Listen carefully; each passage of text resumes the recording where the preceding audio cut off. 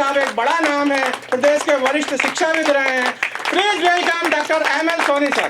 तालियां जरूर गूंजती रहें। और आज के हमारे मार्गदर्शक, हमारे प्रणेता सोनी साहब को हम सुनने जा रहे हैं।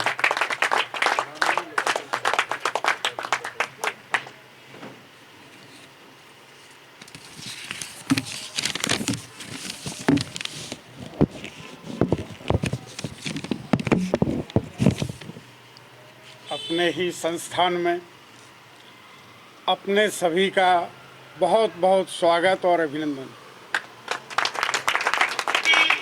ऐसा कम अवसर होता है कि जो अपने घर में मुख्य अतिथि बन के और उद्बोधन दे। भले ही इस तरह का अच्छा नहीं लग रहा था, लेकिन कुछ परंपराएं होती हैं, कुछ अपनी व्यवस्थाएं होती हैं, उनके तहत बहुत से जगह समझौता करना पड़ता है। आज सम्माननीय हमारे दीपचंद जैन साहब, हमारे दोनों भाई अनुज जी जैन साहब और आर.एस. कुम्भकार साहब, निश्चित रूप से आज की स्थिति में दोनों एक एक चैनल के ऑनर हैं। निश्चित रूप से आने वाले समय में एक कल्पना है कि और चैनल की आप लोगों के खातिर शायद कुछ श्रृंखला में वृद्धि हो जाए।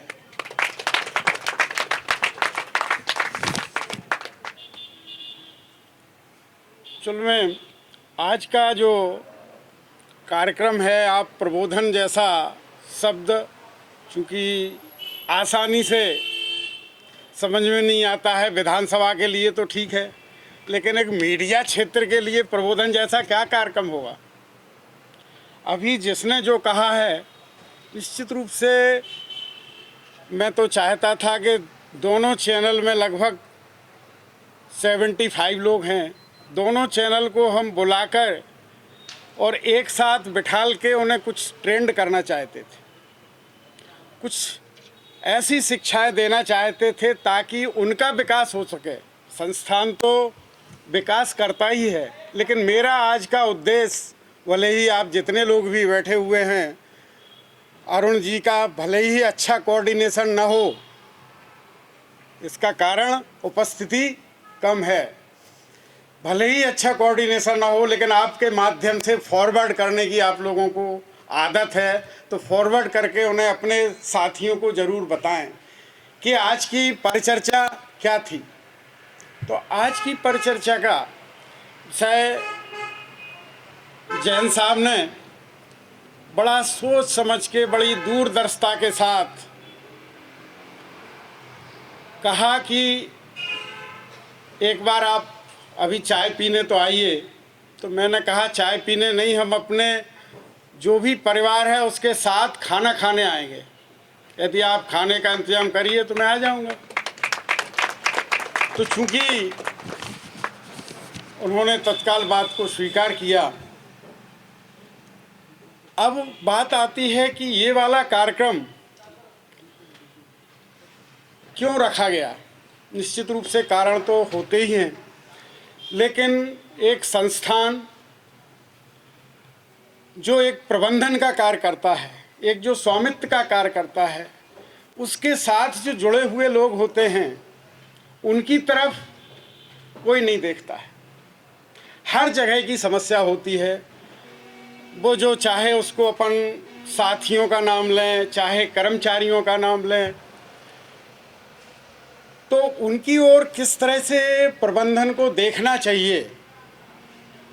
हम पहले आप लोगों की कमियां नहीं गिनाएंगे, हम पहले प्रबंधन की कमियां गिनाएंगे कि आखिर प्रबंधन क्यों अपने ओर आकर्षित नहीं कर पाया।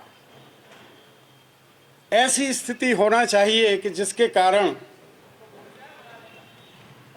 प्रबंधन अपने आप खिंचा चला है। उसके लिए आवश्यकता होती है मोटिवेशन की। अभिप्रेरणा शब्द सभी ने सुना होगा, घर में भी मोटिवेट करते हैं, भाई बहन भी आपस में मोटिवेट करते हैं, एक दूसरे को कुछ न कुछ समझाइश दे के बात करते हैं कि इस तरह से आगे बढ़ना चाहिए, इस तरह से कार्य करने से ऐसे बढ़ जाएंगे। आप लोगों में से शायद ही ऐसा कोई है कि जो विकास नहीं करना चाहता है। कोई ऐसा हो सकता है कि जो सुस्त रूप से काम कर रहा होगा वो विकास नहीं करना चाहता, जिसकी कार्यशैली केवल अपनी ड्यूटी की तरफ है कि हमें केवल ड्यूटी देना है और चलते बनना है, तो निश्चित रूप से उसके अंदर एक महत्वाकांक्षा नहीं होगी, और महत्वाकांक्षा नहीं होगी तो वो विकास नहीं कर सकता। तो बात आती है अभिप्रेरणा की। मैं जिस संस्थान में रहा हूँ, जहाँ भी रहा हूँ, मैंने कोशिश की है कि सभी लोग अभिप्रेरित रहें। अब उसका अभिप्रेरण इतना सामान्य बात नहीं है कि आज 10 लोगों का एक समूह है और 10 को आप अपने विचारों में घुल जाएं, आप घुल जाएं, या आपके 10 व्यक्ति आप में घुल जाएं। इसके लिए आपको मतलब एक जो प्रबंधन है उसको अलग से कुछ करना होगा। उसको करने के लिए 2 चीज़ें होती हैं, एक वित्तीय फाइनेंशियल और एक गैर वित्तीय। वित्तीय से आशा ये है कि मान के चलिए जैसे हमारे शिशिर जी ने कहा कि साहब वो इंक्रीमेंट बढ़ा दिया, तो ये इस तरह की कोई भी प्रमोशन कर दिया, उन्होंने कहा स्टेट ब्यूरो, उन्होंने कहा इनको बना दिया, अब इनको एडिटर इन चीफ बना दिया, इनको ये बना दिया। ये एक मोटिवेट करने का एक अपने पास साधन होता है। काम आदमी वही करता है, वही रिपोर्टिंग कर रहा है, वही सवाना कर रही हैं, वही जो है शिशिर उपाध्याय कर रहे हैं। केवल अंतर इतना हो सकता है वेतन का अंतर हो। बैठिए दीपक जी, कुर्सियां कम है क्या? तो वित्तीय हमेशा ही मैनेजमेंट को, स्वामित्व को, अपने जो भी साथी हैं, जो भी कार्य करने वाले व्यक्ति हैं, क्योंकि आप लोगों से ही संस्था चल रही है, आप लोगों से ही संस्था चल रही है, ये बात स्वामित्व को जानना चाहिए। लेकिन आप लोगों को इस बात का घमंड नहीं होना चाहिए कि मेरे द्वारा संस्था चल रही है। क्यों? क्योंकि इन दोनों में यदि आपने कोऑर्डिनेशन बिठा लिया तो आपका भी विकास होगा, संस्था का भी विकास होगा।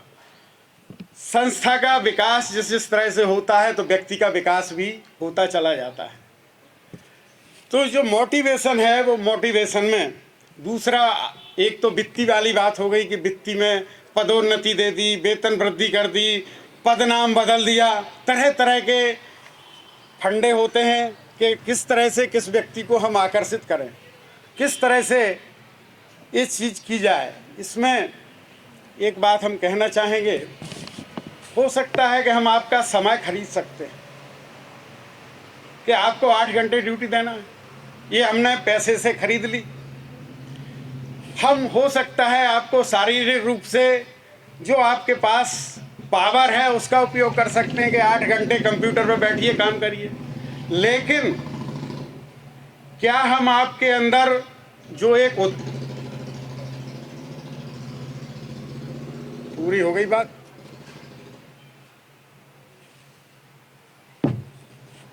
लेकिन यदि हमने आपका क्या उत्साह है या आपकी वफादारी हम खरीद सकते हैं क्या? बताइए आप लोग।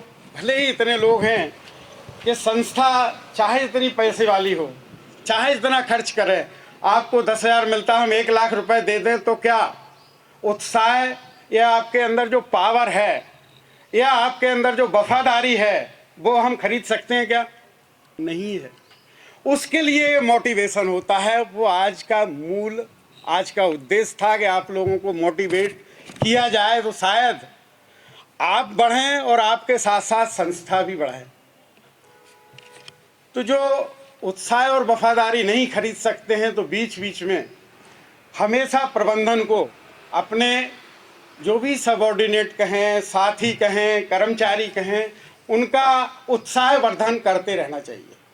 और उत्साह वर्धन होता रहेगा तो निश्चित रूप से एक अलग तरह की ऊर्जा संस्थान को मिलती रहती है। जो अच्छे प्रबंधक होते हैं वो हमेशा ही अपने सभी जो कर्मचारी साथी हैं उनको अपने नज़दीक रखते हैं, उनकी व्यक्तिगत समस्या को समझते रहते हैं कि इनकी व्यक्तिगत समस्या क्या है। क्योंकि आज देखते हैं कि आज मान लीजिए आपके स्टाफ में 30 लोग हैं, 35 हैं, सब लोग मुस्कुरा के आ रहे हैं, लेकिन उसके अंदर की पता नहीं है कि उसके परिवार में क्या दिक्कत है, उसके और क्या क्या क्या समस्याएं हैं, ये कभी कोई समझने का प्रयास नहीं करता है। शायद यदि उसको समझने का प्रबंधन प्रयास करे तो निश्चित रूप से वो व्यक्ति प्रबंधन के लिए बहुत कुछ सिद्ध हो सकता है, जो मेरा अपना मानना है और जो मुझे रिजल्ट भी दिए हैं। गैर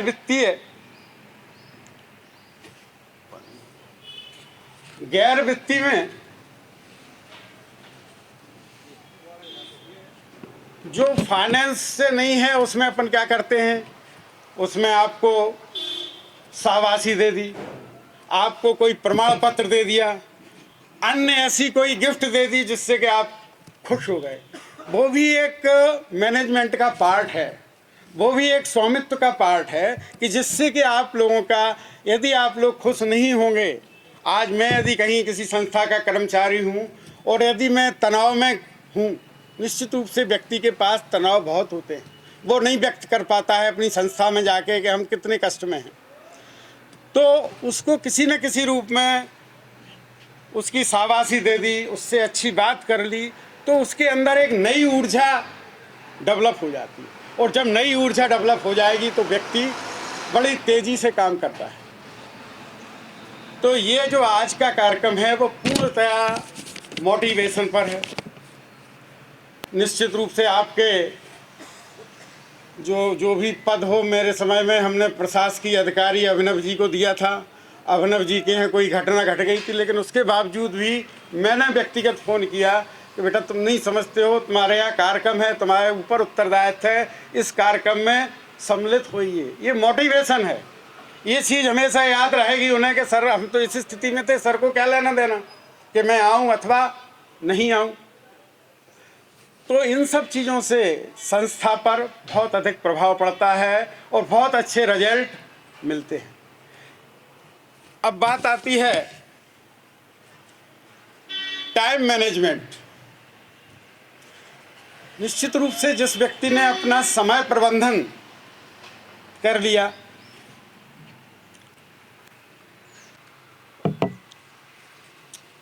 हमारे जैन साहब ने आज कहा कि सर हमारे यहाँ तो जो है गुरुजी आ रहे हैं और चौका है, मैं लेट आऊँगा। मैं भी चाहता तो मैं भी लेट आ जाता, लेकिन मैंने कहा कि मैं उनके कारण अपनी संस्था में क्यों, जो मुझे जिस समय जाना होता है मैं 11:15 बजे आ गया। अब कुछ लोगों को लग रहा होगा कि ये तो बिल्कुल फ्री बैठे हुए हैं, हाँ लगा होगा जो नए लोग हैं कि अरे ये तो बिल्कुल फ्री बैठे हुए हैं, ये तो बिल्कुल टाइम के पहले ही आ गए। लेकिन इसका क्या इम्पैक्ट है कि जो और दूसरे लोग जो परिचित हैं, चाहे शिशिर उपाध्याय जी हों, चाहे अरुण जी हों, देवेंद्र जी हों, या जो भी परिचित हैं मुझसे, वो उनके ऊपर एक दिमाग में जाता है कि नहीं नहीं वो तो समय के पंक्चुअल है। तो कम से कम ये वाली जो समय की पंक्चुअलिटी है, इसमें हमने अपने समय में किसी को पुरस्कार दिया था, वो खड़ा होकर बताया किसको पुरस्कार दिया था। ये हैं प्रियंका जी।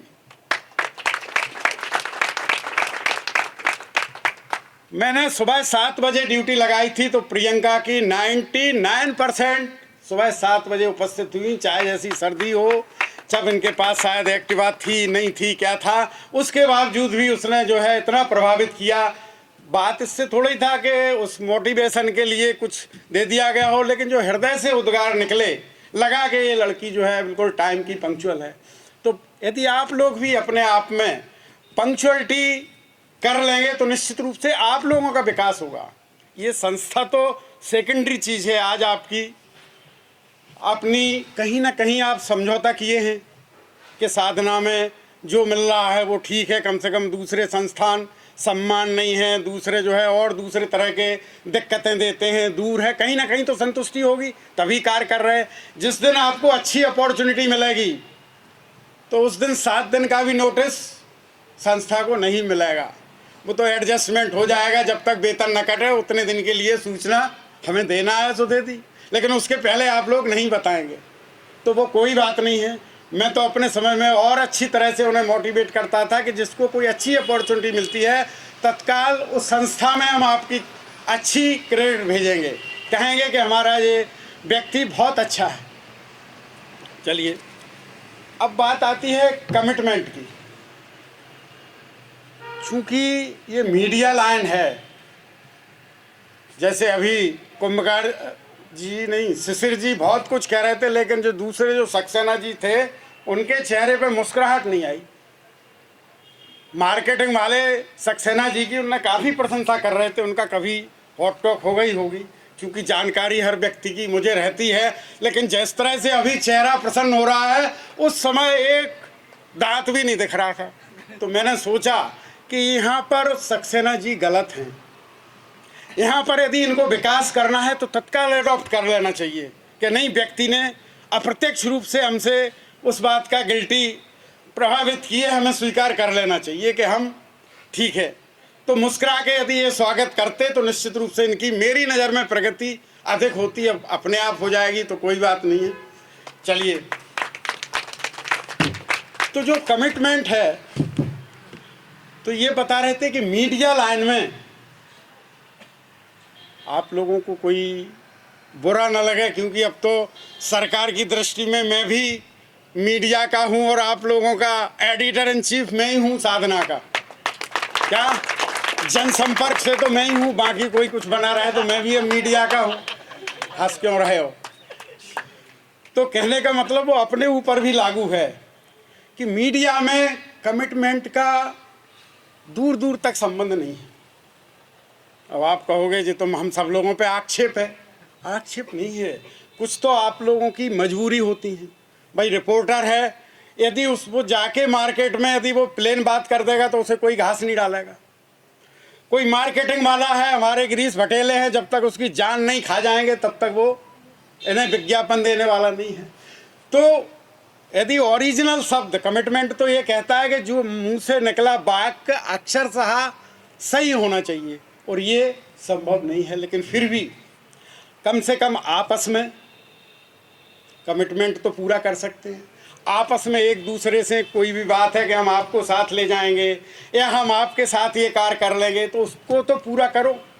भाई इस क्षेत्र में पूरा ना करो कोई बात नहीं, लेकिन अपने व्यक्तिगत जीवन में अपनी संस्था के प्रति जो आपके दायित्व हैं उन्हें पूर्णतः करना चाहिए। ये मेरा आप लोगों को सुझाव है। इसके साथ एक बहुत बड़ी चीज़ और है मीडिया में, वो कोई भी मीडिया मैन नहीं देखता है अच्छाई, सच्चाई और उपयोगिता। क्या होता है कि लगभग जितने लोग बैठे हुए हैं, अब मुझे तो पता नहीं है, मेरे तो मोबाइल में वो सिस्टम है नहीं, लेकिन 90% आपके ऑटो रिकॉर्डिंग सिस्टम होगा। ऐसा ही है 90%, क्योंकि मैं तो करना नहीं जानता तो इसलिए नहीं है। लेकिन मेरा बेटा बातचीत नहीं, क्या नाम है आपका?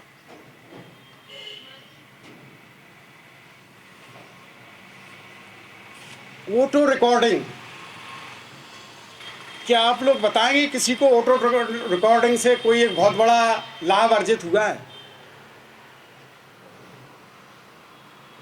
बताइए, यदि कोई इतने लोग बैठे हुए हैं जितने भी, क्यों अभिनव जी आपको कोई लाभ हुआ है क्या? मतलब ये है कि अप्रत्यक्ष रूप में वो लाभ हो सकता है। अप्रत्यक्ष में कैसा कि मान लीजिए सर को सुनाना है रिकॉर्डिंग विष्णु की, तो सुना दी कि देखो सर ये ऐसा कह रहे थे। लेकिन इससे अभिनव जी को क्या अच्छाई मिली? कुछ नहीं। सच्चाई क्या है ये किसी को पता नहीं है कि वो क्या बोल रहा है, किस सेंस में बोल रहा है। मैं तो जिस दिन से इस मीडिया में आया था उस दिन से मैं यही बात मान के चलता था कि सामने वाला रिकॉर्ड कर रहा है, वो कोई भी हो। मैंने कभी ये बात मान के नहीं चली कि उसने मेरी बात रिकॉर्ड नहीं की होगी, लेकिन किसी ने आज तक नहीं बताई, ये अलग बात है। लेकिन मैंने ये उद्देश्य बना लिया था कि जो मैं अब इसमें हूँ ये मेरी बात रिकॉर्ड है। तो जिसमें अच्छाई नहीं, सच्चाई नहीं, उसकी उपयोगिता नहीं, तो उसके कारण अपन समय खराब क्यों करें? चाहे वो रिकॉर्डिंग के माध्यम से हो, वो चाहे आपस में जिसे कहते हैं, क्या कहें शब्द, एक दूसरे की चुगली करना। क्यों साहब, उसको ज़्यादा प्रशंसा मिल रही है उस संस्थान में, उसको ज़्यादा वेटेज मिल रहा है उस संस्थान में, मुझे तो कोई पूछ ही नहीं रहा है, इसी कारण से की जाती है। तो मेरा मतलब है कि आप लोगों को अपने व्यक्तिगत जीवन में आगे बढ़ना है, चाहे वो परिवार में हो, चाहे संस्थान में हो। ये वाला सेंटेंस दिमाग से निकाल दीजिए, डिलीट कर दीजिए कि हमें जिस चीज़ में अच्छाई, सच्चाई और उपयोगिता नहीं होगी उसकी चर्चा में समय हमें खराब नहीं करना, क्योंकि वो उसका इफ़ेक्ट कहाँ आता है? संस्था पर। आप लोग गफियाते रहते हैं। अभी मैं देखता था यहाँ से CCTV से पता लगा कि जो है प्रियंका और अंतिमा उधर बैठ के जो है घर पे आ रही, तो मैं तत्काल फ़ोन लगा देता था, प्रियंका जी सीट पे आ जाइए। इतने से वो समझ गई कि सर देख रहे हैं, तो नियंत्रण भी हो गया और उनको भी एहसास भी हो गया, बात ख़त्म। तो कुल मिला के ये है कि अच्छाई, सच्चाई और उपयोगिता को ध्यान में रखते हुए आगे बढ़ना है। विशेषकर हम फील्ड के लोगों को समझाना चाहेंगे कि यदि पत्रकारिता में विनम्रता और शिष्टाचार यदि आप लोगों ने डेवलप कर लिया तो पैसा भी मिलता है और सम्मान भी मिलता है। जो केवल इस उसमें रहते हैं, उन्हें प्रेस क्यों लिखाते हैं सब पे, स्कूटर पे और अपने कारों पे, इसलिए कोई पुलिस वाला न रोके।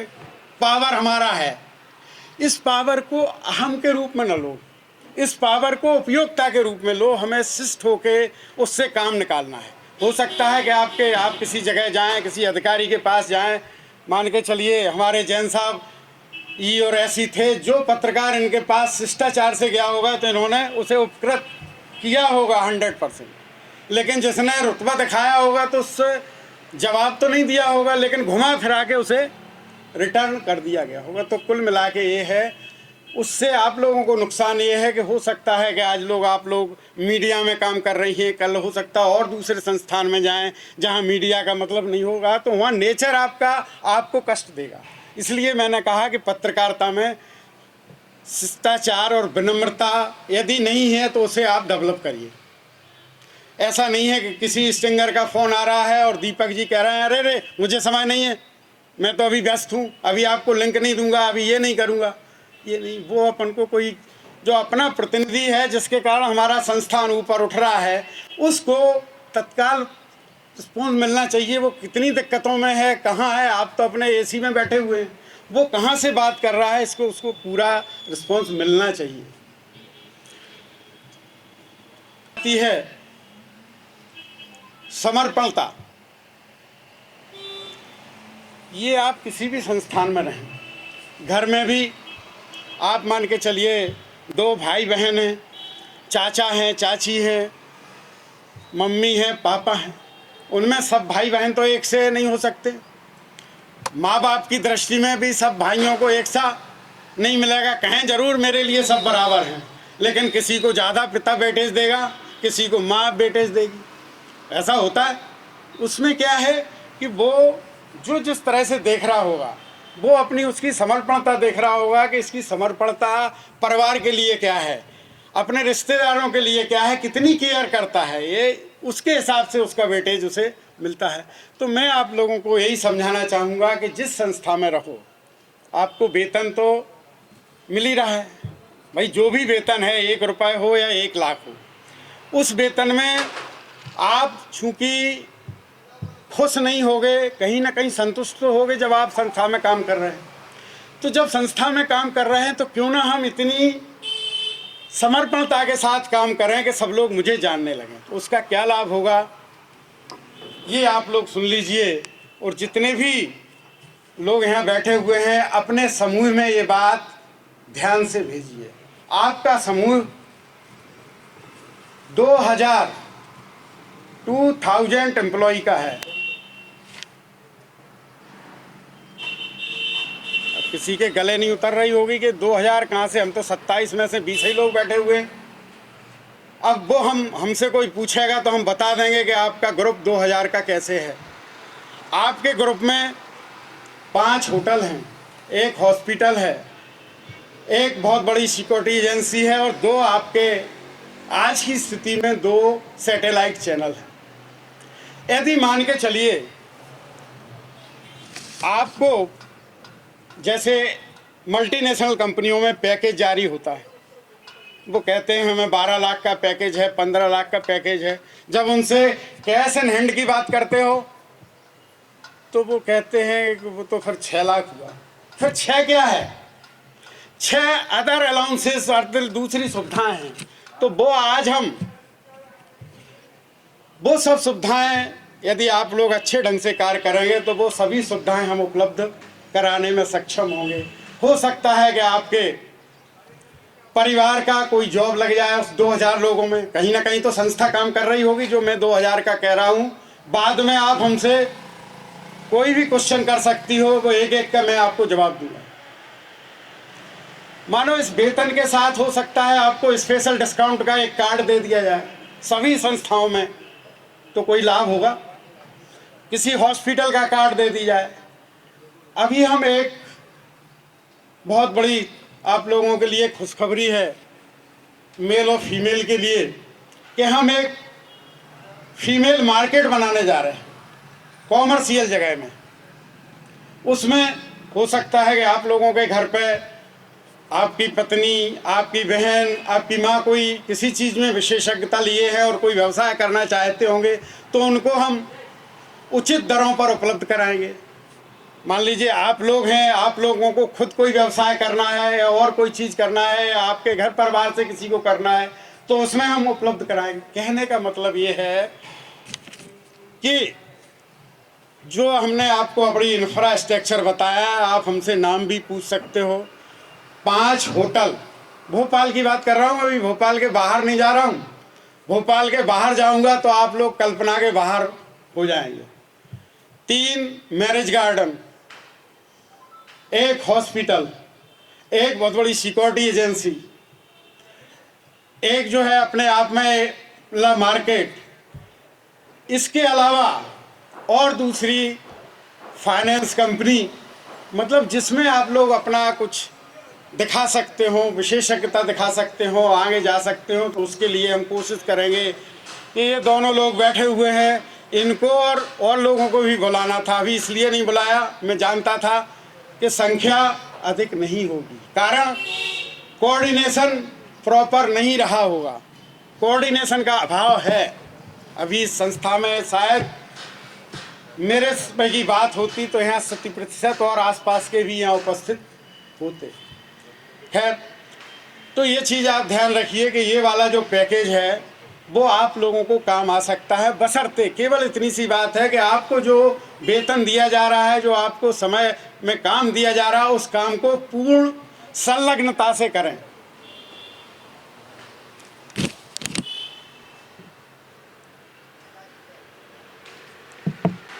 आज जाने की स्थिति है क्या? तो वो किसी को भेज दो।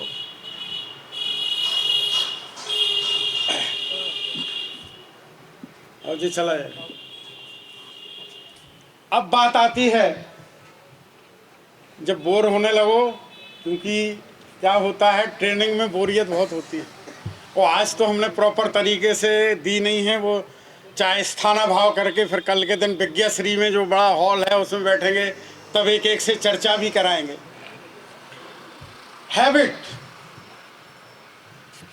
हैबिट व्यक्ति के अंदर आप और हम एनालिसिस करके देखें, जो जिसकी आदत होगी वो उससे बाज नहीं आ सकता। आप कहोगे कि ये कौन सा शब्द उपयोग किया है? जो जिसकी आदत होगी, झूठ बोलता होगा तो झूठ बोलेगा, वो चाहे जितना उसका उद्देश्य कुछ नहीं होगा, लेकिन वो ऑटोमेटिक, क्योंकि 50% आदत, जो आदत बनी हुई है उसी आदत के तहत काम चलता है। लेकिन ये आप लोगों को इसलिए समझाना चाहता हूँ कि आदत विकास भी करती है और आदत विनाश भी करती है। जितने बड़े लोग हुए हैं, जितने सफलतम लोग हैं, उनकी कोई ना कोई आदत बहुत अच्छी हो, रही होगी यदि आप सब लोग उनकी अच्छी आदत, जितने लोग बैठे हुए हैं सब ऊर्जावान हैं। मैं कह रहा हूं कि एक एक व्यक्ति को मैं कोई कार्य सौंप दूं, वो मुझे रिजल्ट देगा और दिया है, लेकिन उसकी ऊर्जा परखने की बात है कि उसकी कहाँ है ऊर्जा, क्योंकि उस तरफ किसी का ध्यान ही नहीं जाता। मानो संस्थागत काम है, जो संस्था से जुड़ा हुआ है, मान लीजिए वो शब्द हो सकता है कोई छोटा मोटा, लेकिन भाव मेरा खराब नहीं है कि संस्था में काम कम करता हो, चापलूसी ज़्यादा करता हो, तो उसका वजन बहुत अधिक दिखाई देता है, क्योंकि मैनेजमेंट धृतराष्ट्र जैसी पट्टी बांधे रहता है। पट्टी नहीं बांधेगा तो वो सब विरोधी हो जाएंगे, उसकी एक मजबूरी है। लेकिन उसके बीच का यदि उसने रास्ता निकाल लिया कि हमें अच्छे व्यक्ति को आगे बढ़ाना है और जो अच्छा नहीं है उसको नीचे का भी रास्ता दिखाना है, यदि उसके अंदर ये मैनेजमेंट में क्षमता है तो उसका भी विकास होगा और उसका भी होगा। तो कहने का मतलब है कि आदत, जितने भी सफल लोग हैं आपस में भी जिनकी आदतें अच्छी हैं उनको अडॉप्ट करिए, और जो अपने अंदर कोई आदत, मेरे अंदर भी आदत खराब है। अब आप कहोगे क्या खराब है? बहुत समय पहले मुझे बहुत गुस्सा आ जाता था, मैं तत्काल रिएक्ट कर देता था, तो उससे क्या लाभ होता था और क्या नुकसान होता था वो सुनिए। मैं अपने आप को तो जलाता था और दूसरे को लाभ पहुंचाता था। उसी जिस पे नाराज हुआ उसको ही खुश करने में कि नहीं नहीं वो गलत नहीं था। अब इतनी तो बोल्डनेस नहीं होती थी कि हम मुझसे स्वीकार कर लें कि विष्णु ये मुझसे गलती हो गई। यदि इतनी बात होगी तो जलना बंद, लेकिन वो अंदर रखे रहता था। अब बहुत लंबे समय बाद उस चीज़ को डाइल्यूट किया और डाइल्यूट करके अब इस स्थिति पे आ गया, कोई भी कुछ कहे मेरे ऊपर असर नहीं पड़ता, मुझे जो करना है वो ही करता हूँ, चाहे जितनी कोई मेरी मक्खनबाजी करे और चाहे जितने मुझे गालियाँ दे। मैं दोनों को अब पी जाता हूँ, उसे कोई समझ में नहीं आता है कि ये क्या है, ये तो बड़े खुश हैं इतने की बात भी, या बहुत अच्छी मक्खनबाजी कर रहा है तो सोच रहा होगा कि ये तो बहुत अधिक खुश हो गए। पता लगा कि दूसरे दिन वो चारों खाने चित्त गिर गया, पता ही नहीं लगा कि वो कहाँ पहुँच गया। तो कहने का मतलब है कि आदतों पे अपन बहुत बोला जा सकता है। व्यक्ति, जितने भी सफल व्यक्ति हुए हैं वो अच्छी आदतों, जितने लोग बैठे हुए हैं उनके अंदर, अभी आपको आदतें बताएं, इन्हें भी किसी को कल्पना नहीं होगी। पहले नंबर पर बैठे हुए हैं, इनकी आदत है जोखिम लेना। अब थोड़ी सी कम हो गई है, जब से संपर्क कम हो गया है। जिस दिन जोखिम लेते थे तो जोखिम लेने के दम पर पूरे मध्य प्रदेश में नंबर 1 नाम था, नंबर 1। लोग ये कहते थे कि वो, इनका नाम तो जानते नहीं थे, बोले एस के जैन से सर एक बार फ़ोन कर दीजिए तो हमें ऐसा हो जाएगा, हमें ऐसा हो जाएगा। तो जो एक रिस्क लेने की आदत थी, अब वो सही तरीके का, अब रिस्क में ऐसा नहीं था कि आंख बंद करके रिस्क लेते थे। रिस्क अपने विवेक के साथ जो रिस्क ली है वो आदत थी, उससे आज देखते हैं कि बहुत बड़ा एम्पायर खड़ा किया है। दूसरे नंबर के हैं, इनके अंदर एक जुनून है। जिस दिन से इनने, मेरी इच्छा नहीं थी कि ये साधना मध्य प्रदेश चलाएं, मैं जानता था कि ये रुपए बर्बाद करेंगे, जैन साहब को देते रहेंगे, लेकिन अब वो एक घर से दूसरे घर में आना है तो मैंने अपना विराम कर दिया। मैंने नहीं कहा कि नहीं लेना चाहिए, ले लो, लेकिन इनके अंदर एक जुनून था कि मुझे तो एक चैनल चाहिए, सैटेलाइट चैनल चाहिए। मैंने बहुत समझाया कि ये चीज़ कोई अच्छी नहीं है, ये नशा बहुत ख़राब है, ये चैनल का नशा बहुत ख़राब है, इसका जो है स्वाद सबको पता नहीं है, इसमें इतना पैसा खर्च होता है कल्पना के बाहर है, न तो वो व्यक्ति बोल पाता है। आप लोगों को समझ में नहीं आता है कि हमारे साथ ये नहीं किया, ये नहीं किया, लेकिन उसकी वस्तुस्थिति समझो, दूर से दिखाई देता है कि वो 8 लाख का आरओ आ गया, वो 4 का आ गया, लेकिन जब खर्चे की बात करते हैं तो एक बार खुद खर्चे देखिए। एक बार मेरे पास छत्तीसगढ़ से आए, नया नया जुनून था, वो एक हमारे मित्र के रिश्तेदार थे, बोले सर 25 लाख हमसे ले लो और साधना वहाँ का दे दो, और उसके बाद आपको जो भी मंथली कहोगे देंगे। हमने कहा आप व्यवसायी व्यक्ति हैं, सिंधी समाज से हैं, आप जो है ये कार्य न करिए, लेकिन मैंने तो उन्हें 1-2 बार वापस कर दिया। लेकिन उसके बाद आज वो कम से कम 2 करोड़ के तो नुकसान में है। उन्होंने कहा ये खबर वो, उसमें 25 लाख चले गए, उसमें 20 लाख चले गए। इस तरह से उन्होंने आज अपना व्यक्तिगत संस्थान बर्बाद कर लिया। तो कहने का मतलब है कि ये जो जुनून हमारे कुंभकार जी हैं, जो ये वाला VIP लेके आए हैं, अब हमने कहा कि मुझे तो लाभ चाहिए, मैं नहीं सुनने वाला। मुझे यदि रिजल्ट नहीं हुआ तो मार्गदर्शन आपका खत्म। यदि लाभ में नहीं आता, इन्होंने हमें बहुत पढ़ाए। अरे नहीं सर, साधना को जो दिया उतना तो मैंने कमा लिया। अब ये क्या समझाया मुझे कि तुमने क्या कमाया होगा, मुझे पता है, लेकिन मैं कहीं नाराज ना हो जाऊं, इसलिए उन्होंने आज तक, ये आप लोगों को सार्वजनिक कर रहा हूं, आज तक इन्होंने नहीं बताया कि इनकम क्या हुई। उसके साथ साथ शिशिर जी उनके, अरे सर नहीं, वो तो सर ने बहुत कमा लिया। हमारे शिशिर जी तो जो है बहुत बढ़िया बना देते हैं, साला तिल का ताड़ का पहाड़। तो इन्होंने भी कभी एक भी बार फोन नहीं किया कि सर वाकई में साधना में नुकसान जा रहा है। नहीं, हो सकता बैठता और कुछ करता, खैर कोई बात नहीं, और दूसरे सोर्सेस हैं उनके पास। तो हमने कहा कम से कम कुछ परिवार का तो भला हो रहा, क्या दिक्कत है। हमने यहाँ समझौता कर लिया कि हमारे कम से कम कुछ लड़के लोग तो जॉब में लगे। आज मान लीजिए VIP में 48 हो गए, हाँ, तो 48 तो परिवार में कुछ तो जा रहा है। तो कुल मिला के ये जुनून वाले हैं। तीसरे हमारे जो अधीक्षण यंत्री से रिटायर हुए हैं, इनको भी गोपनीय पत्रकारिता का शौक रहा है। गोपनीय, बाहर नहीं, बाहर कोई समझ भी ना जाए कि मैं जो है मीडिया लाइन में दखलंदाजी देता हूँ। तो उसके अनुभव उन्हीं को पता होंगे कि उनको क्या अनुभव है और क्या हो रहे हैं। चलिए अब आगे बढ़ाएं, क्योंकि खाना आप लोगों का लग रहा है, नहीं तो आज ये समाप्त नहीं होगा। अब बात आती है कि आप लोगों को अपनी कार्यशैली कैसे करना है। ये संस्थान को तो लाभान्वित करेंगे ही, लेकिन साथ साथ में बहुत प्रगति के सोपान पर पहुंच जाएंगे यदि आपने मेरी ये बातों को सुन लिया। देखिए, आपको उदाहरण दे दूं, एक हमारे मित्र हाईकोर्ट जज जबलपुर हैं, उन्होंने 2 या 3 महीने पहले हमसे एक वाक्य बोला रात में कि बोले सर, समुद्र में से सुई को ढूंढना है, समुद्र में से सुई को ढूंढना है। तो क्या ये संभव चीज है? नहीं है। लेकिन मैंने कहा कि सामने वाले का मेरे ऊपर विश्वास है कि मैं समुद्र में से सुई ढूंढ सकता हूं। जो आज वर्तमान में हाईकोर्ट जज है तो कमजोर व्यक्ति तो नहीं होगा, पावरफुल होगा। तो ये मेरा उनका विश्वास, और मैंने कहा नहीं, इस पे कुछ हमें सोचना चाहिए और करना चाहिए। तो आप लोग विश्वास नहीं मानोगे कि दूसरे दिन वो 11 बजे सुई हमने उनको दे दी, जो बिल्कुल असंभव थी। अब उसका आपको डिटेल बता दूं तब आपको समझ में आएगा। उनने कहा कि एक व्यक्ति है, वो ग्वालियर में सर्विस करता था और उसकी पत्नी का नाम मिथिलेश है और वो दतिया में सेटल हो गया है। वास्तविकता ये थी कि उसने ग्वालियर में एग्रीकल्चर में वो कर्मचारी ही नहीं था और दतिया में सेटल हो गया है। बोले उसका अपन को पता लगाना है, उसकी इंदौर में ज़मीन है, उसको अपन को, आपको एग्रीमेंट करना है, वो अपन को पसंद है, खरीदना है।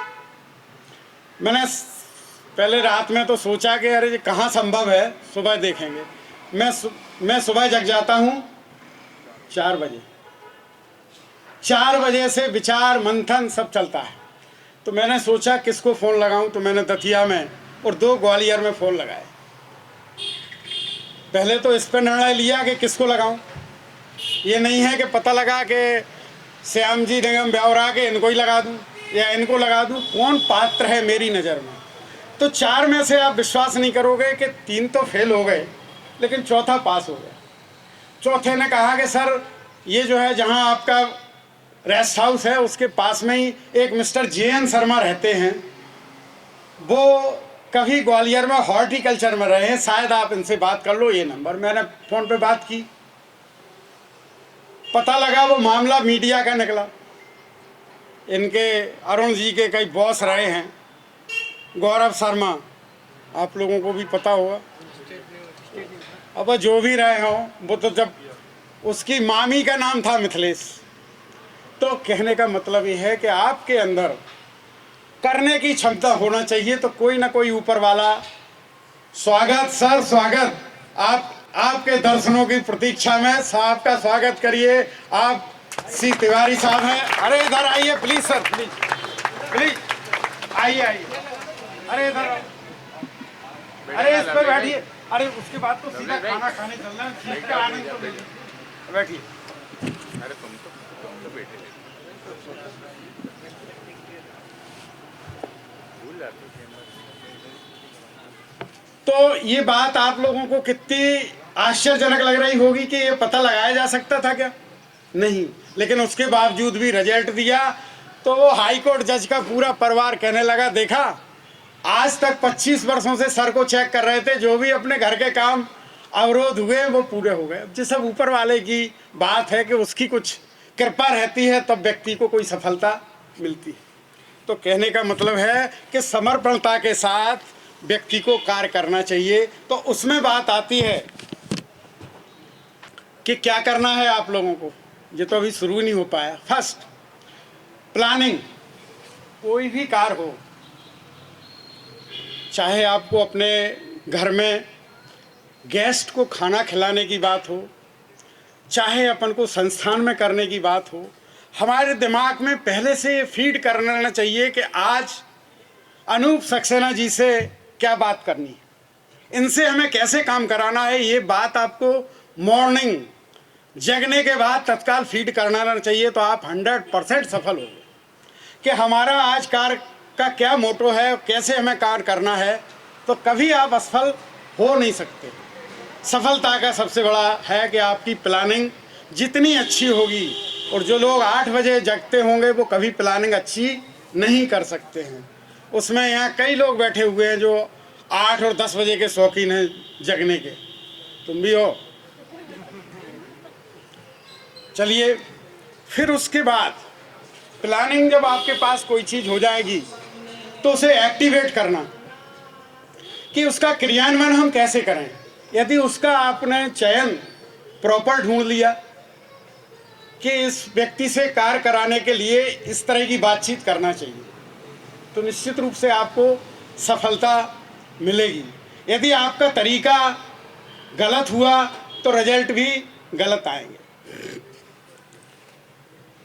अब इन सब चीज़ों के साथ टाइम लिमिट, ये बहुत बड़ा फैक्टर है। जिस व्यक्ति ने अपना कार्य, मैंने अपने जीवन में 23 शादियां मैंने अपने हाथ से की। कितना आश्चर्य लग रहा होगा, है आश्चर्य की बात ये नहीं है। अभी गले में नहीं उतर रही होगी कि ऐसा तो नहीं कि शिशिर जी जैसा कोई बात हो। हाँ, यदि ऐसी बात करोगे, इसलिए कह रहा हूं कि हो सकता है कि इसी से कुछ कट छट जाएंगी, कि आप साथ में तो रहना ही है। तो उन सभी में आप लोग विश्वास नहीं करेंगे, जो लोग प्रत्यक्षदर्शी हैं, जो भोपाल में जो मैंने शादियां की हैं उनके प्रत्यक्षदर्शी जितने लोग भी हैं, हमारे जैन साहब होंगे, एकाध नरोन जी होंगे, कुछ रहे होंगे, कि 2 बेटियों की मैंने बारात भी बुलाई और बेटे की भी, मतलब बहू के भी परिवार वालों को मैंने यहीं बुलाया। टाइम मैं कभी जो है, मैं 9 बजे सो गया हूँ, पता लगा है बारात जो है जाके वो कौन सा है अपना फन्ना पर दाणी, राधा की दाणी, उसमें वो डांस कर रही है 12 बजे बारात पूरी, और मैं 9:30 बजे सो रहा हूँ। आज भी वो हमारे समधी कहते हैं कि आपका तो ऐसा मैनेजमेंट है कि आप तो पता लगा कि 9 बजे ही सो गए और हम लोग जो है 12-1 बजे तक भोपाल घूम रहे।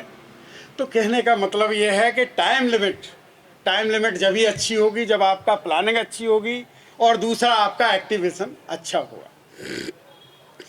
फिर बातें आती है कोऑर्डिनेशन की। ये समन्वय जो शब्द है ये बहुत ही असरकारक है।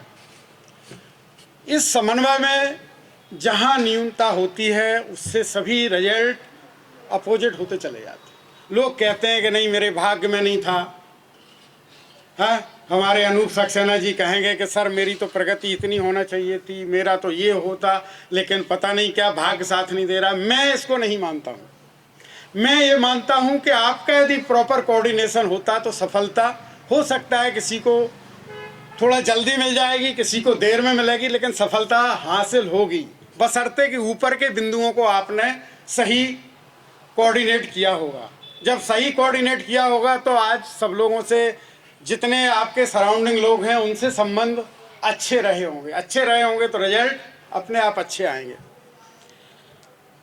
अब इसी बात में आती है डिसीजन मेकिंग, निर्णयन क्षमता, या इसको भी और कहें अपन एक डायनामिक डिसीजन। जी सर, जो गत्यात्मक निर्णय है वो जिस व्यक्ति के अंदर डेवलप हो गया कि मान के चलिए कि यहाँ पर हमें गिरीश जी को ये वाला जो आरओ लेके आए हैं इसका पेमेंट नहीं मिलेगा, यदि मेरे अंदर ये क्षमता है तो इनके हम किसी भी बुलावे में नहीं आएंगे। ये आपके अंदर डायनामिक डिसीजन जब ही डेवलप होगा जब आप बार बार डिसीजन लेंगे, कार्य करेंगे, प्लानिंग करेंगे, तो निश्चित रूप से आपका अपने आप परफॉर्मेंस बढ़ता चला जाएगा। उसके बाद आता है लीडरशिप, नेतृत्व और बॉस, दोनों में बहुत बेसिक अंतर है। आप और हम एक नए परिवेश में कह लेते हैं कि बॉस हमारे आ गए, ये नए परिवेश में ही है। किसी भी संस्थान की बात करेंगे तो उसको बॉस के द्वारा ही संबोधित करना ज़्यादा मतलब एक प्राउड फील होता है कि हम जो कहें कि साहब बॉस हमारे ऐसे हैं, बॉस हमारे ऐसे। लेकिन मेरा अपना मानना है कि जो लीडर होता है वो अपने साथियों का विकास की सोचता है, अपने साथियों की भलाई सोचता है, अपने साथियों का दुख दर्द की हमेशा ख्याल रखता है। लेकिन बॉस मतलब निकालने के अलावा कुछ नहीं देखता। तो ये याद रखना चाहिए, चाहे मैं आपका बॉस हूँ, चाहे मैं आपका लीडर हूँ, यदि आप सबऑर्डिनेट हैं कहीं तो आपको ये चयन कर लेना चाहिए कि मेरे अंदर लीडरशिप के गुण हैं कि बॉस के गुण हैं। यदि ये आपने एक ले लिया डिसीजन तो निश्चित रूप से आप सफल होंगे, क्योंकि फिर आप उसी अनुसार कार्य करेंगे। तो ये सब चीज़ें आपके साथ होंगी, फलता भी मिलेगी और रिजल्ट भी मिलेंगे। अब चूंकि आज का कार्यक्रम मेरे समझ से कितना बज गया है जैन साहब? 7 बजा? भोजन का समय हो गया कि अभी और? नहीं, अब वो बच्चे लोग सुबह से आए हैं 7 बजे से, आप तो नाश्ते का इंतजाम करते नहीं होंगे? हाँ, साथ वाला कोई नहीं। खैर चलिए अब थोड़ी सी बात और करें। कुल मिला के कहना ये है आज की सार की बात कि पहले तो हम आप लोगों से कोई क्वेश्चन कोई पूछना चाहे तो पहले आप लोग क्वेश्चन पूछ सकते हो कि इतनी जो बातें की हैं उस पर कहीं किसी भी तरह का किसी का बात हो तो हम कोशिश करते हैं। माइक दे देना संजीव जी। नमस्कार सर, ऋषभ राय नाम मेरा और राइटर हूँ मैं। सर, कई बातें आपने बताई, ये सारी हैबिट्स होनी चाहिए। कई हैबिट्स मुख्यतः संभव ये नहीं है कि सभी व्यक्तियों में सारी हैबिट हो। अगर ये संभव है तो सर कैसे? मैंने वाक्य शायद आपने पूरा नहीं सुना, आप अपनी यूनिट में चले गए होंगे। मैंने ये कहा था कि जितने लोग बैठे हुए हैं सभी ऊर्जावान हैं, जो सफलता की ओर बढ़ रहे हैं जिस क्षेत्र में, उसकी कोई ना कोई आदत होगी। मतलब सफल व्यक्तियों की आदत के बारे में कहा, इनवॉल्व आदत के बारे में मैंने नहीं कहा। मान के चलिए आपके अंदर एक स्मार्टनेस की है कि हमें स्मार्ट रहना चाहिए, तो एक अच्छी आदत है। कहीं भी किसी को अच्छा प्रभावित करेंगे तो हमें ये अडॉप्ट करना चाहिए कि हम किसी भी मीटिंग में जाएं, कहीं जाएं तो हमें आप जैसे बन के जाना चाहिए। इनके अंदर और कोई अच्छी आदत हो तो उसे अडॉप्ट करना चाहिए। आपके अंदर कोई अच्छी आदत लगती हो उसको देखना चाहिए। मैंने सब आदतें तो संभव ही नहीं है, 50% मैंने ये कहा कि आदतों से व्यक्ति का विकास होता है और विनाश होता है। 50 से, बाकी तो उसके ऊपर डेवलप करने से बात हो सकती है। तो मैंने ये नहीं कहा कि सब में एक सी हो सकती है। ऊर्जा मैंने कहा अलग अलग हो सकती है। अभी मुझे पता नहीं है कि किसके अंदर क्या ऊर्जा है। कि मिस्टर जी बैठे हुए पीछे चश्मा लगाए आस्तिक जी, इन्होंने बोले हमें अंकल जी वो सिविल वर्क सीखना है। मैंने कहा मीडिया का आदमी सिविल वर्क क्या सीखेगा। चलो मैंने कहा आ जाओ, हमारी साइट चल रही है, तुम सिविल वर्क यहाँ साधना कै बजे आते हो। बोले हम तो 5 बजे आते हैं। मैंने कहा ठीक है, सुबह 7 बजे पहुँचो और 3 बजे तक वहाँ रहना। 1 महीने इन्होंने सीखा। कम से कम एक अंदर कोई ना कोई चीज़ जागृत तो हुई होगी भाई। अब जब वहाँ 7-8 घंटे समय दिया, एक अलग तरह का काम था, तो कुछ ना कुछ अच्छाई, कुछ आदत। तो मेरा कहने का आशा ये था कि जिस व्यक्ति में जो अच्छी आदत लगे, अपन को खराब की ओर नहीं जाना है। हर व्यक्ति के अंदर कुछ ना कुछ अच्छी आदत होती है। और बोलिए, इतना ही से संतुष्ट? चलिए और बोलिए आप लोगों में से। सवाना, अच्छा। नमस्कार सर, मेरा नाम दिव्या रघुवंशी है। मैं ये पूछना चाह रही हूँ कि आपने बताया कि गुड हैबिट्स होनी चाहिए हमारे अंदर, टाइम मैनेजमेंट होनी चाहिए, अच्छी प्लानिंग्स होनी चाहिए और 4 बजे उठने का जो आपने समय दिया है, कभी हम चिंतन करेंगे तभी वो सारी चीज़ें होंगी। अगर सर 4 बजे नहीं उठ पा रहे हैं तो चलिए कोई बात नहीं। मेरा मतलब ये है, उसके आशय 4 बजे से ये नहीं था कि आप 4 बजे जग सकते हैं। जब मैं जो है 9 बजे सो जाता हूँ तो 4 बजे जग ही जाऊँगा। अब आप लोगों से किसी से कल्पना नहीं की जा सकती कि हमारे शिशिर जी जो 1 बजे पहुँचते घर। लेकिन मेरा मतलब है अर्ली मॉर्निंग। उसका भाव अर्थ ये है कि वो अर्ली मॉर्निंग 10 बजे सूर्य बहुत निकलने के बाद दिमाग आदमी का सही नहीं चलता। ये सनातन धर्म का नियम है। ये जो है बात करेंगे तो हमारे अग्रज तिवारी साहब बहुत अच्छा प्रवचन दे सकते हैं, लेकिन आज समय नहीं है। जो सुबह की पहली किरण होती है उसमें आप जग के कभी एक दिन, मेरे खातिर 5 दिन जग जाइए और फिर महसूस करिए कि सुबह जगने पर जो प्लानिंग होगी वो कितनी सारगर्भित होगी, और वही प्लानिंग आपकी 10 बजे होगी तो कितना इफेक्ट करेगी। तो मेरा आशय ये नहीं था कि सभी 4 बजे जगना संभव नहीं है आज के आपाधापी के दौर में। ये मतलब था कि अर्ली मॉर्निंग जब अपन सुबह का करें तो अपना जो भी पहला समय है उस समय पे तैयारी करें। चलिए और कोई? Very good. नमस्कार सर, मेरा नाम माधवी। मैं सर आपसे ये पूछना चाहूँगी कि कभी कभी ऐसा होता है हम लोग बहुत ज़्यादा डिमोटिवेट हो जाते हैं या बहुत ज़्यादा अकेला फील करने लग जाते हैं, तो कोई नहीं होता हम लोग को कि मोटिवेट करे, तो हम एक मतलब खुद से कैसे खुद को मोटिवेट करें? Very good. ये आपका प्रश्न बहुत ही मार्मिक है और बहुत ही अच्छा है। क्यों, हर लड़कियों की ये बहुत बड़ी समस्या हो सकती है कि यदि सही मोटिवेटर नहीं मिले तो निश्चित रूप से गलत ट्रैक भी हो सकता है। तो उसके लिए आपको हमने पहले कहा कि जिस तरह से लीडर और बॉस का चयन करने की बात है, उसी तरह से अपने को मोटिवेटर भी चुनना चाहिए। आपकी माँ हो सकती है, आपके फादर हो सकते हैं, अंकल हो सकते हैं, ब्रदर हो सकते हैं, सिस्टर हो सकती है, फिर अन्य सहयोगी। पहले फैमिली, क्योंकि फैमिली के अलावा आप बाहर यदि कोई अपना डिस्क्लोज करोगी तो नुकसान होगा, फ़ायदा हो नहीं सकता। क्योंकि बहुत कम लोग होते हैं जो पॉइंट यानी 99% ये संभव नहीं है 99 कि सही मोटिवेट करने वाला व्यक्ति आपको मिल जाए या सही सहयोग करने वाला व्यक्ति मिल जाए। होता यही है कि आदमी का कष्ट जो होता है उसने अपनी समस्या रखी और उसका रूप दूसरा देखने को मिलता है। इसलिए सबसे पहले फैमिली मेम्बर हों, फिर आपके टीचर रहे हों। 10 टीचर में से एक आध तो ठीक हो गई क्या? तो कहने का मतलब यही था कि कोई भी मोटिवेटर हो, ऐसा नहीं है कि आसानी से आप हमसे पूछे, हो सकता है आपके साथी लोग हैं उनसे भी बहुत से अच्छे मोटिवेट कर सकती हैं। और बताइए।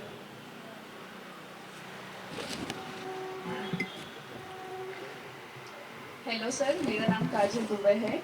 मैं ये जानना चाहती हूँ आपसे कि बहुत टाइम मतलब हम बहुत बार प्रयास करते हैं तब भी हमको उतना अचीवमेंट नहीं मिलता जो हम चाहते हैं, तो उसके लिए हम क्या करना चाहेंगे? आप जैसी बात निश्चित रूप से यहाँ सभी की है। क्यों मैंने समझा, आप बता सकती हैं क्या? है या नहीं है? लगभग, क्योंकि पता है कि भाई ये संस्थान इतना सुदृढ़ नहीं है कि आप लोगों की योग्यता के अनुसार अभी जो भी सैलरी है वो दे पा रहा हो और दूसरी सुविधाएं हैं वो दे पा रहा हो, या और तरफ आपके डेवलपमेंट के लिए हम चाहते हुए भी हम कहें कि आपको जो है ये वाला कोर्स कर लो, वेतन संस्थान देगा। ये इस स्थिति में अभी नहीं है। अब बात आती है आपके अचीवमेंट की, तो सबसे पहले आपको अपना एनालिसिस करना पड़ेगा। कहीं ना कहीं अपने विश्लेषण में कोई कमी है। यदि आप अपने विश्लेषण में देखा, आपने पीजी काहे से किया है? Sir I have done double master. काहे से? डबल मास्टर है मेरा राइट नाउ, अभी मतलब एमबीए कंप्लीट हुआ है मेरा। एमबीए कंप्लीट हो गया, काहे से? एचआर से। अच्छा, और ग्रेजुएशन? ग्रेजुएशन मेरा कंप्लीटेड है बीकॉम विद एडवर्टाइजमेंट। कहाँ से, कौन सी संस्था से? नूतन कॉलेज से। नूतन से, शाबाश। और सर मेरा डबल मास्टर कंप्लीट। नहीं, वो तो ठीक है, पहले ग्रेजुएशन पे ही अब किया है नूतन से, क्योंकि मैं 33 वर्ष कॉमर्स का प्रोफेसर रहा हूँ एमएलबी में। मैं head of the department commerce में 3000 लड़कियाँ कॉमर्स की थी हमारे पास। तो निश्चित रूप से जब नूतन में एडमिशन हुआ होगा तो क्या कॉन्वेंट एजुकेशन से थी? Yes sir. तो इसका मतलब ये है कि ग्रेजुएशन में आपने अच्छी तरह से पढ़ाई नहीं की, बस ये पक्का मान लीजिए। क्योंकि जो बच्चियां हमारे पास कॉन्वेंट से आती थीं उनके परसेंट और उनकी योग्यता डाउन होती चली गई, और जो सरस्वती शिशु मंदिर से आती थी वो अप होती चली गई। क्यों? Very good. इसका कोई बुरे मानने की बात नहीं है ना, आपके ऊपर लागू है। ये बताएं कारण क्या होता है कि जब बच्ची कॉन्वेंट से आई, सिंधिया स्कूल से आई, तो उसको लगने लगता है कि अरे हम तो बहुत इन लोगों से बड़े लर्नड हैं, वो अलग बिठाल देगी जो हिंदी मीडियम से आई हैं। तो उसके अंदर वो उस समय उसका बर्बाद होता रहा। तो हो सकता है परसेंट आपकी भी बहुत अच्छी आ गई हो, वो तो एक कला है, एग्जामिनेशन इज आर्ट, वो एक कला है कि वो आ गई, लेकिन योग्यता डेवलप हो गई, इसका कोई इससे कोई कोऑर्डिनेशन नहीं है कि आपका 85% वाली लड़की बहुत योग्य हो जाए और 45 वाली योग्य ना हो। तो कहने का मतलब ये आपकी बुराई निकालना नहीं है, इसमें थोड़ा सा एनालिसिस करिए कि कहीं ना कहीं आपके पास सब्जेक्ट पे पकड़ कम हुई है। क्या आपने अभी 4221 प्रोबेशनर ऑफिसर की जगह निकली, उसमें फॉर्म भरा? क्यों? जब आप कॉमर्स की थी, यदि आपको सही ट्रैक चुनना था। अब आप अचीवमेंट की बात कर रही, तो निश्चित रूप से नेशनलाइज्ड बैंक में प्रोबेशनर ऑफिसर कम बात तो नहीं, और 100% आप सिलेक्ट हो जाओगे। अभी भी शायद 10 नवंबर है लास्ट डेट। नहीं, बात यह है अचीवमेंट की बात कर रहे हैं, तो आपने पूरे प्रयास पूरे मन से नहीं किए हैं, इसलिए अचीवमेंट नहीं मिला है। यदि पूरे मन से आप करेंगी तो मेरा यहाँ से दावा है कि आप 100% सिलेक्ट होगी और ऑफिसर बन जाओगी, तो साधना को गौरव प्राप्त होगा। बोलो, और कोई कंफ्यूजन? चलिए, अच्छा चैनल हेड भैया, चैनल भलाई की बात नहीं की है, ये आप लोग सोच के चलिए। इन्होंने मेरी परीक्षा लेने की बात की है, ये मेरी परीक्षा है कि ये 2000 एम्प्लॉय माने तो रखते हैं, और 5 होटल, भाई गिनना शुरू कर दो, लिखना शुरू कर दो। सबसे पहले अमर विलास, विज्ञाश्री, दयाल पैराडाइज, दयाल पैलेस, निर्मल। हॉस्पिटल में अभी बेटी का दामाद का नेशनल मल्टी स्पेशलिटी हॉस्पिटल बन रहा है। इसके बाद इन्होंने कहा कि 2000 वाला आंकड़ा इनको लगा कि ये निश्चित रूप से इसमें कोई खबर जैसा काम है। जिस तरह से एंकर जो है अपने तरह से बात करके घुमा देता है, इसमें कहीं ना कहीं कोई छिपा हुआ है। सर को कम से कम यहाँ आखिरी में कुछ तो सिखा दूँ। चलिए, कोई बात नहीं, अपने कोई भी व्यक्ति सिखाता है तो बड़ा आनंद आता है। आज जो मध्य में बैठे हुए हैं, इनके पास 3 करोड़ रुपए की सैलरी बांटते हैं, 1500 लोगों का मैन पावर की सप्लाई है, जैसे कुंभकार जी। तो 1500 का आंकड़ा पूरा। अब एक एक आंकड़े देखते जाइए कि 5 होटल में एवरेज 50 लोग लगाइए, एक हॉस्पिटल, 3 गार्डन, और अब इसके बाद आपको जो वुमेन वर्ल्ड की बात कर रहे हैं वो 1 वर्ष क्या अप्रैल तक हम स्टार्ट कर देंगे। जो एक महिला मार्केट है वो कॉमर्शियल जगह में, उसमें सब लेडीज रहेंगी। अब इसमें किस तरह से आप लोग अपना जॉब चेंज कर सकते हो जी, आपके ऊपर है। आप अपना लाभ लो, अपने परिवार का लाभ लो, लेकिन जब तक आप संस्था से नहीं जुड़े होंगे, संस्था के प्रिय नहीं होंगे, तब तक जो दूसरे एलाइड हैं उससे तो नहीं आपको लाभ होगा। तो लाभ लेने के लिए पहली शर्त है कि पहले संस्थागत कार्य करिए, समर्पणता के साथ कार्य करिए, और जो भी ओनर है वो ओनर खुश हो जाएगा, वो हमें रिकमेंड करेगा, आपका कार्य हो जाएगा। तो आपको इसमें कोई शक है क्या? कोई शक तो नहीं है कि और डिटेल बताऊं, और बाहर का, देश का, विदेश का भी बताऊं? नहीं, वो भी संभव है। अपने पास संस्थान है अपने 4 कंट्री में, बताने की ज़रूरत है कि नहीं? इतने से संतुष्ट हैं आप? अपने साथियों के लिए भी संतुष्ट हैं?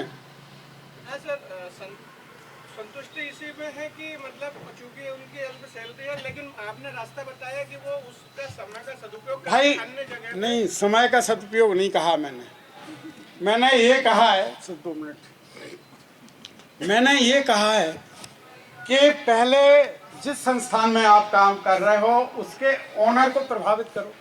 ओनर प्रभावित कैसे होगा? आपके वर्क से। आपने वर्क अच्छा किया है तो निश्चित रूप से ओनर प्रभावित होगा। जब ओनर प्रभावित होगा तो ये सब चीज़ें जो बताई हैं वो कोई भी कह दे, चाहे मैं कह दूं, चाहे ये कह दें, चाहे ये कह दें, वो कार्य तत्काल हो जाएगा।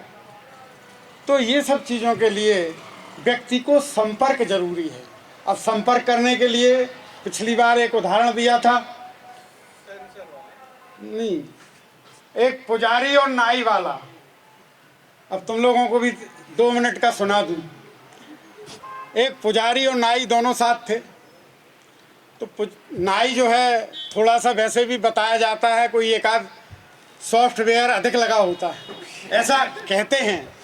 उसमें कोई योग्य व्यक्ति माना जाता है कि पहले जो पूर्वजों में थे पंडित और नाई ही पूरे निर्णय लेते थे घरों के, शादी संबंधों से लेकर, इसलिए दोनों लोग इतने योग्य माने जाते थे। तो साहब, तो नाई ने कहा कि पंडित जी आप क्या पूजा करते रहते हो, इनकी नौकरी नहीं लगी, ये डिप्टी कलेक्टर नहीं बने, ये नहीं हुए, ये नहीं हुए।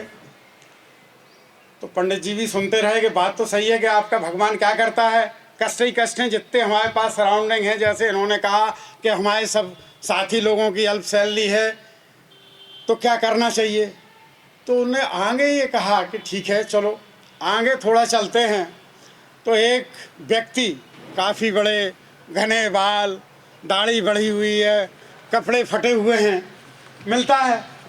तो पुजारी जी बोले नाई से कि आप तो इसमें एक्सपर्ट हो, उसकी कटिंग वटिंग कर दो तो ये अच्छा लगने लगेगा। तो नाई बोलता है कि पंडित जी उसने मुझसे संपर्क कहाँ किया।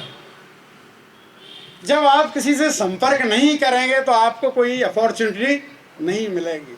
तो आपके साथियों को कोई जॉब चाहिए हो तो जैन साहब को, कुंभकार जी को प्रभावित करिए।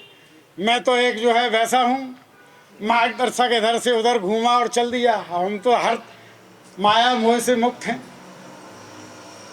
और कोई किसी का और कोई प्रश्न कैसे लग चुका है, खुशबू भी आ रही होगी। कुछ कुंभकार जी कहना चाहते हैं, कहिए। कुछ गिफ्ट की आदत पड़ी होगी तो आज उन सबको गिफ्ट, साधना वालों को साधना में मिल जाएगी, वीआईपी वालों को वीआईपी में मिल जाएगी। धन्यवाद।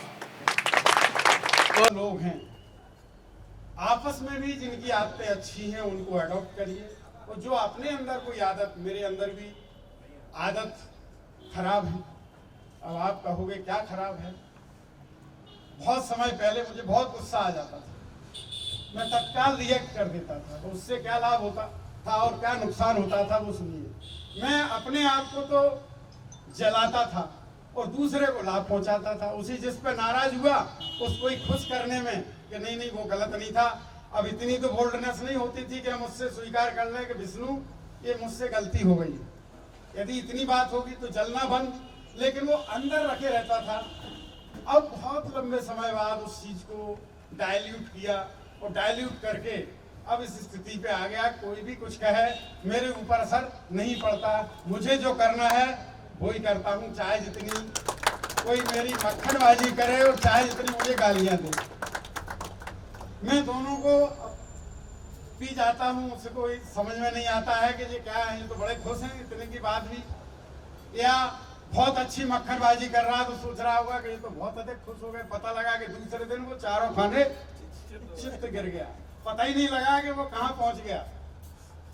तो कहने का मतलब है कि आमतौर पे अपन बहुत बोला जा सकता है। व्यक्ति जितने भी सफल व्यक्ति हुए हैं वो अच्छी आत्माओं, जितने लोग बैठे हुए हैं उनके अंदर, अभी आपको आदतें बताएं न भी किसी को कल्पना नहीं होगी, पहले नंबर पर बैठे हुए हैं। इनकी आदत है जोखिम लेना। अब थोड़ी सी कम हो गई है, जब से संपर्क कम हो गया। जिस जोखिम लेते थे तो जोखिम लेने के दम पर पूरे मध्य प्रदेश में नंबर 1 नाम था। नंबर 1 लोग ये कहते थे कि वो इनका नाम तो जानते नहीं थे, बोले एस के जैन से सर एक बार फोन कर दीजिए तो हमें ऐसा हो जाएगा, हमें ऐसा हो जाएगा। तो जो एक रिस्क लेने की आदत थी, अब वो सही तरीके का रिस्क में ऐसा नहीं था कि आंख बंद करके रिस्क लेते थे। रिस्क अपने विवेक के साथ जो रिस्क ली है वो आदत थी, उससे आज देखते हैं कि बहुत बड़ा एम्पायर खड़ा किया है। दूसरे नंबर के हैं, इनके अंदर एक जुनून है। जिस दिन से इनने मेरी इच्छा, लेकिन अब एक घर से दूसरे घर में आना है तो मैंने अपना विराम कर दिया। मैंने नहीं कहा कि नहीं लेना चाहिए, ले लो, लेकिन इनके अंदर एक जुनून था कि मुझे तो एक चैनल चाहिए, सैटेलाइट चैनल चाहिए। मैंने बहुत समझाया कि ये चीज कोई अच्छी नहीं है, ये नशा बहुत खराब है, ये चैनल का नशा बहुत खराब है, इसका जो है स्वाद सबको पता नहीं है।